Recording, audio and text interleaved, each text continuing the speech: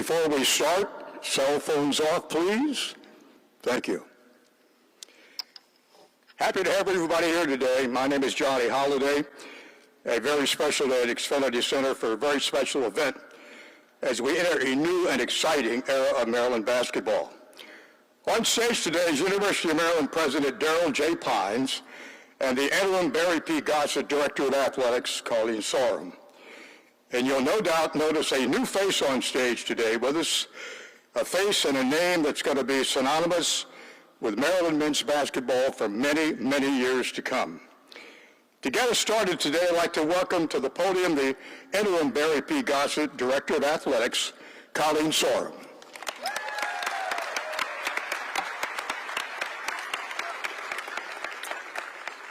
Thank you all for being here with us today. Staff, fans, students, alumni, faculty, Coach Williams, it's so nice to see you all.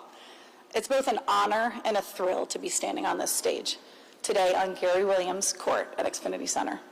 President Pines named me interim athletic director just 10 days ago, and what a 10 days it's been.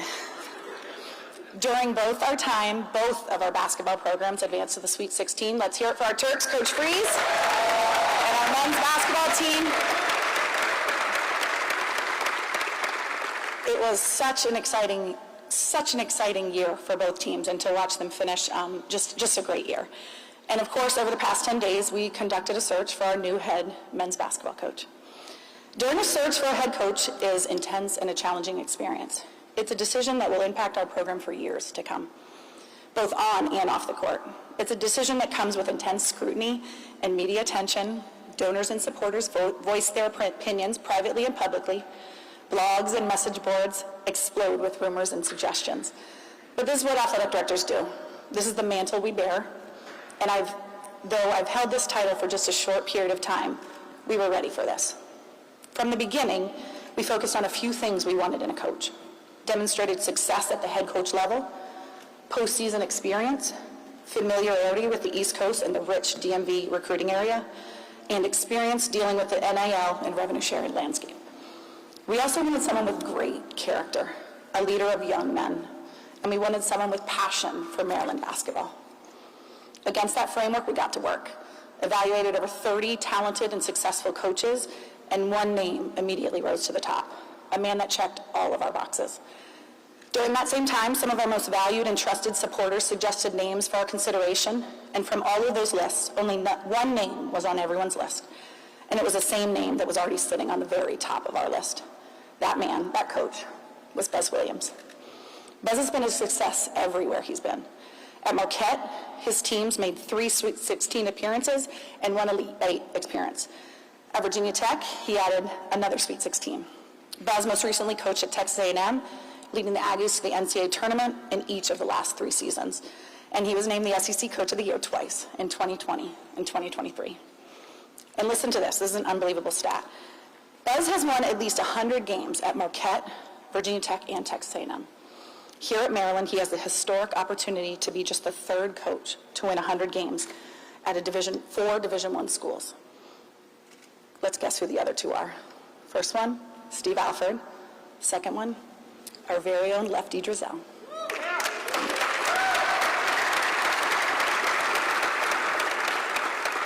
So this is a historic hire for the University of Maryland in more ways than one. His success is undeniable, but so too is his infectious energy and his dedication to developing young men. He is committed to doing things the right way. He is committed to providing a high standard of leadership, and he is dedicated to personal responsibility and accountability. Buzz Williams is a good man. He's also a family man, and I want to acknowledge his incredible family here with us today. His wife, Corey, his 2 daughters, Zira and Addison, and his 2 sons, Calvin and Mason. To all of you, welcome to the Maryland family.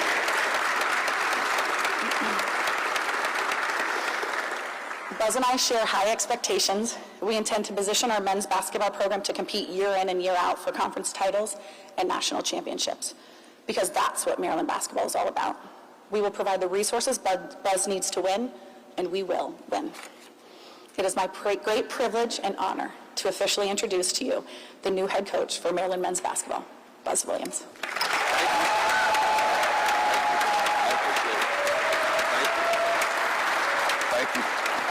Appreciate it. Thank you. Thank you. Thank you. It's rare that everybody claps for a coach, so I appreciate you guys being nice to me. I'm humbled. I'm really thankful.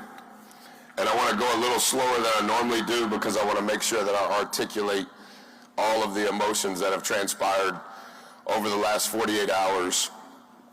Dr. Pines, Colleen, Coach Williams, all of the departmental staff members, other coaches, distinguished alums, the people that I know, the people that I don't know. I appreciate you taking time to be here. You guys have heard this before. Life is often measured in time.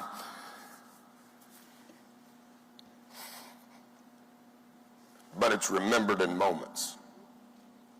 And so, in a genuine way, in an humble way, I am grateful that my family has an opportunity to be a part of this moment.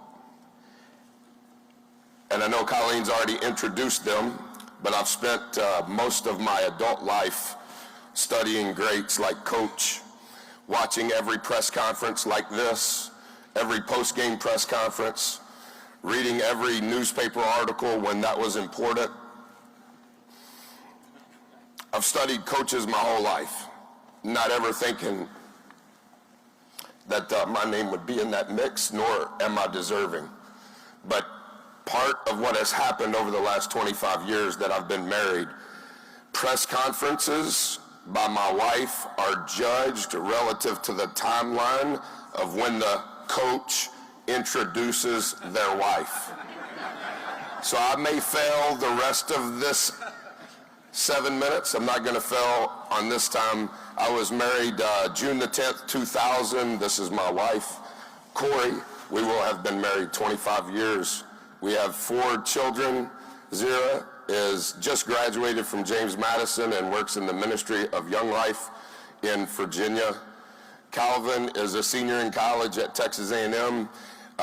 It's potentially likely that he could graduate with a college diploma from Texas A&M. In June, Mason is a freshman in college playing Division III basketball at East Texas Baptist University. If you haven't heard of it, it's in Texas, in East Texas. And Addison is our youngest. She's a sophomore in high school.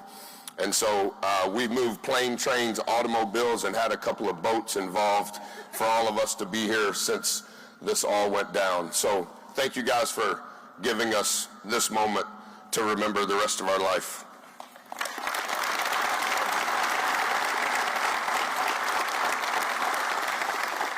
It's you guys know differing pieces and differing levels of this, and everybody has different opinions on what's right, what's wrong, what it should be like. But it's known that everything has changed, and I'm not talking about who now sits in this seat. I'm just talking about the business of college athletics. It has been rapid change at a rate that none of us have ever seen, whether we were once in it or currently in it. And I think change is going to stay. That's the one thing that is constant, is change.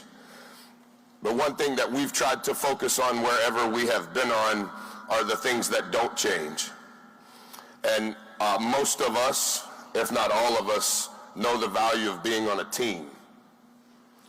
And how team, whether it's basketball, whether it's football with Coach Loxley, whether it's women's basketball with Coach Freeze, being on a team, there's something that doesn't change.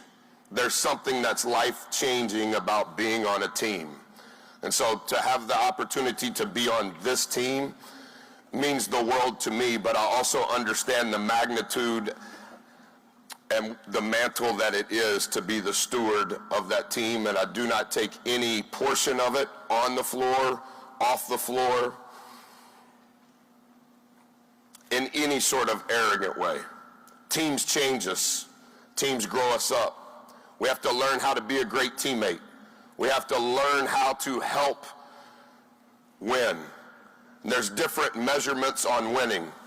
It's easy to figure it out when there's a scoreboard, but not everything in life has a scoreboard. And everybody believes winning is a little different as it relates to when there's not one. But we all know that being on a team grows us up. Being on a team helps flesh out selfishness. Being on a team helps us to learn how to lead ourselves and lead others better. And so of all of the change that's happening in college athletics, some of which we have good things to say, some of which we may have differing thoughts on, we can spend ad nauseum time on that.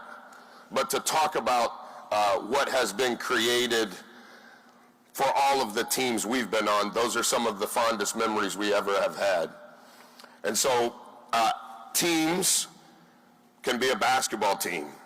Team can be men's basketball within the athletic department. Teams can be men's basketball within this institution. This team relative to this state. There's a lot of lenses, in my opinion, in how you can view a team. And as best I can understand as of this moment in time, whatever it's been, 4.5 hours since I've been on this campus, I understand the magnitude and the responsibility that comes with it. And I can assure you that from the intent of my heart and the best way that I can will represent all of those teams in a way that will be honoring and respectful and show great reverence to the former players, the former coaches, the things that have been created, nor do I think that it's because that's how I got the job. I am not deserving of any of those things that Colleen mentioned, but I have great care and love for all of the former players, all of the former coaches, all of the former administrators, all the former presidents, all the former ADs, all the former donors, all of those teams that I was able to be a part of. I also want to honor them because I know that that's what led to this moment for my family. And to have an ego and think that, oh, look at this, I don't think that's the type of team that represents this institution or this program in the right way. And so it's a delicate act on how to be honoring and respectful of what has been created and show respect to those teams, while at the same time, I know the teams that I have been a part of and those young men and women that have given their best to allow those teams to maybe be overachievers and win on the scoreboard in the arena, but also win on the scoreboard when there's not a scoreboard. And so all I can tell you is I understand. And all I can give to you is not the word culture that everybody says, not how are we going to play. I understand all of that. And I'm not even trying to dismiss the importance of all of that. But I think what's important is for you to know that anybody associated with the team that we'll be a part of now will give their best. And we'll give our best from early in the morning until we can't go anymore. And all of us will have an insatiable desire to figure out how to change our best. Because staying status quo, we know, is never good enough. And so we'll give our best, and we need every opportunity for our newest team to learn about the former teams. And we need to develop growth and trust and life-changing relationships on the new team so we can be the best team. And I understand that there are a lot of positions on a team, and I've kind of got lost in all of the new titles in athletic administration. And I've gotten lost in all of the new titles even on my staff that I don't know what they're called anymore.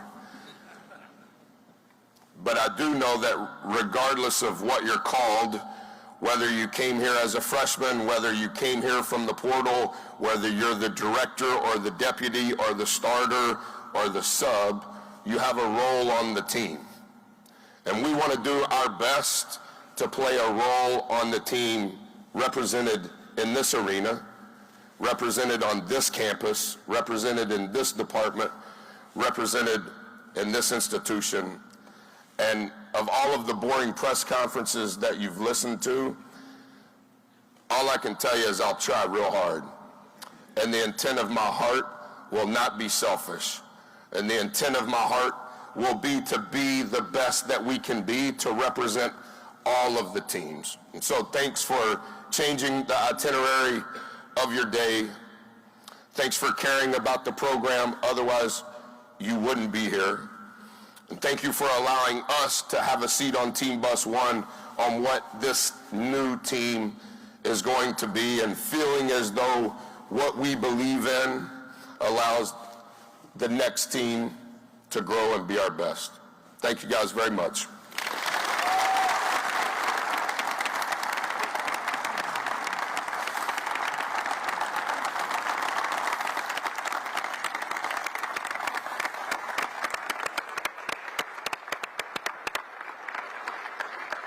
Well, Buzz, I know who you are. You are the head coach of our Maryland men's basketball team. Let's give him a round of applause. I would like to ask Colleen to come and join me here at the front of the stage with Buzz as she anoints him with his jersey. Thank you. Oh, wow, it's got my name on it and everything. Thanks, Mr. Equipment Manager. Thank you. Yeah, take a good picture.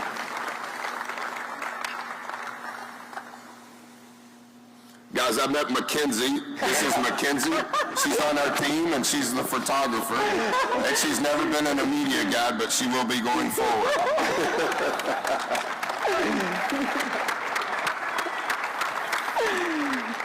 Well, first and foremost, I would be remiss if I do not acknowledge Coach Freeze and our men's basketball team and women's basketball team for their incredible Sweet 16 run. How about a round of applause for them?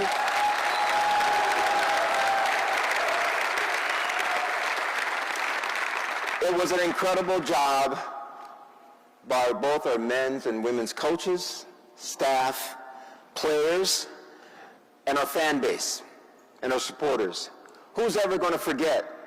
Who's ever going to forget Derek Queen's buzzer beater to move us beyond that second game, right? Derek Queen. Who's ever going to forget now? Sarah Tibasu, three-pointer to send us into the first overtime. Whew. Congratulations to everyone. Maryland athletics is an important part of the University of Maryland community. Some have called it the front porch, the most visible part of our campus. And athletics plays such an important role to our brand and our reputation and our fundraising and our alumni and engagement and even admissions. Being successful in athletics lifts the spirits of the entire Terrapin community. That's why it's so critical to find the right person to lead Maryland's men's basketball. And I could not have found a better partner in doing this than Interim Athletic Director Colleen Sorm. How about a round of applause for Colleen? Less than 2 weeks ago, I named her Interim Athletic Director because I had complete confidence in her abilities to lead the athletic department in this time period. And that confidence has only strengthened as we have navigated this process together unexpectedly over the last 12 days. Her professionalism and methodical approach to this search process is the reason we are all here today, celebrating this new hire. Please join me once again to give Colleen another round of applause for her leadership. There are many reasons why Coach Buzz Williams is up here on this stage with us today. There have been a legacy of men at this institution in this program by the surname of Williams, who have provided the foundation of success of our men's basketball program. And they are Walt Williams, Buck Williams, Jordan Williams, and of course the legendary Gary Williams himself. How about a round of applause for Gary?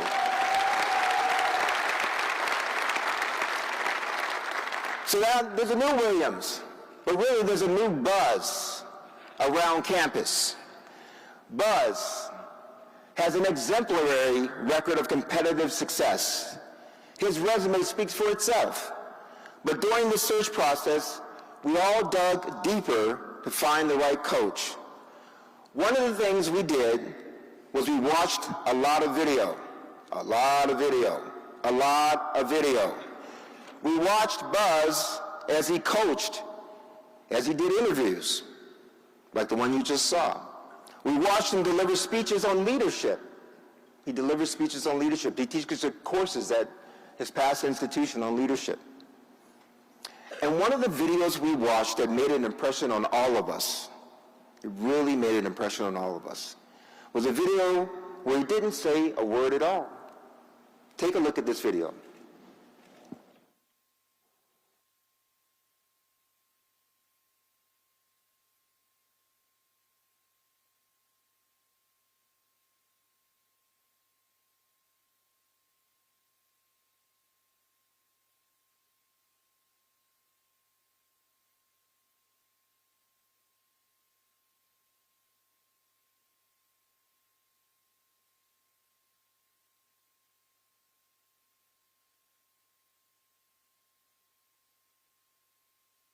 Thank you.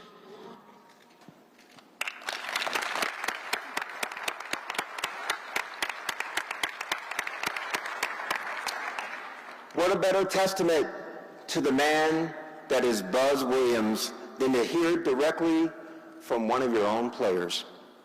That's proof of Buzz's demonstrated commitment to providing leadership and the development of student athletes. And that's why Coach Buzz Williams is the ideal coach to lead us forward here at the University of Maryland. We could not be more thrilled to welcome him to College Park. Buzz, welcome to the family. Welcome to the Terrapin family. Corey, welcome to College Park. Welcome to the Terrapin family. Zira, Addison, Calvin, and Mason, welcome to College Park. Welcome to Maryland. And most importantly, go Terps! Thank you, everyone. We're going to have time for a few press conference questions here from the media. If you have a question, please raise your hand. We'll get a mic to you. We'll start with Gene over here. Please introduce yourself, name and affiliation so Coach can see you. Hey Buzz, Gene Wong, Washington Post. Good to talk to you again. I've seen you before. Yes, I've seen you before too. You mentioned change being a constant. Just along those lines, what is your vision of constructing the roster that figures to look a lot different from the one that we had this year? As soon as I can figure out who's on the roster, that would be the first place to start. I met with the team this morning. They were great. Colleen set that up.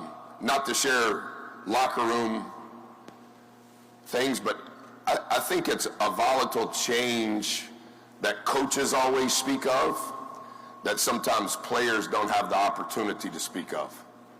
And so, without revealing anything that was said, nothing was wrong. I just wanted to give them a platform to give me advice. That was my question.